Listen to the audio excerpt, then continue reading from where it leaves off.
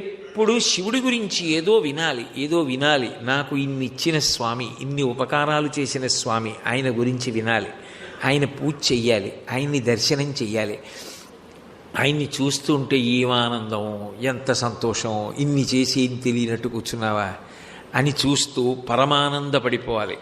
అప్పుడు ఏమైంది, ఎప్పుడూ ఆయన గురించినటువంటి ఆలోచనలు లోపలికి వెడుతుంటే ఆ వాక్కులు అనబడేటటువంటి శంఖంతో భక్తి అనేటటువంటి పాలని అమ్మ పడుతోంది, ఆ శివభక్తి అన్న తల్లి పడుతోంది. వాచా శంఖముఖస్థితైశ్చ జఠరాపూర్తిం చరిత్రామృతై రుద్రాక్షైర్భసితేన దేవవపుషో. మెడలో రుద్రాక్షలు వేసుకుని ఉంటాడు, విభూతి పెట్టుకుని ఉంటాడు. ఎందుకు? అవేవో అందం ఇస్తాయనో, లేకపోతే అందుకు కాదు. రుద్రాక్ష ఇది శివ సంబంధం. మా స్వామి ఉన్నట్టే మెడలో